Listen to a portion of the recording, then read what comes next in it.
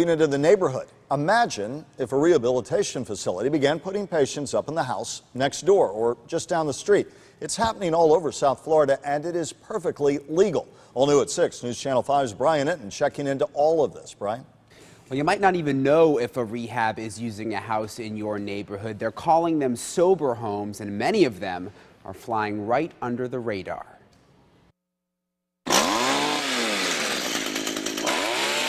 Edward Clark is meticulous about his hedges. He worked hard to buy this house in Legend Lakes in Lake Worth and is not happy a rehab center is housing teens next door. You never know what they might do. You know, if you have 10 people, 6 of them might turn out good, but the other 4 might cause problems for the neighborhood. Just down the block, Mary Kafalide says the house next to hers will also soon be full of teens in rehab. I don't want my children to be hanging out with drug addicts. And this is not uncommon at all in South Florida. It even has a name, the Florida model. Rehab centers treating patients in one place and housing them in another. Michael Walsh with the National Association of Addiction Treatment Providers says it often comes down to cost. If you can provide really good services and have a safe place for them to live and do it less expensively on that Florida model basis, then it's a fine option for some people. But some companies like Behavioral Health of the Palm Beaches say it's not all about saving money. They actually just spent $2 million refurbishing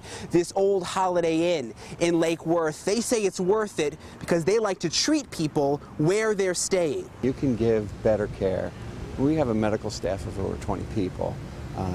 Some of these people need to see somebody medically or psychiatrically every day. Edward and Mary would like to see more projects like this and less of these sober homes popping up in their neighborhood. I do believe that by not publicizing it, by not telling us, they're getting away with it. I was worried that they might start breaking into my house.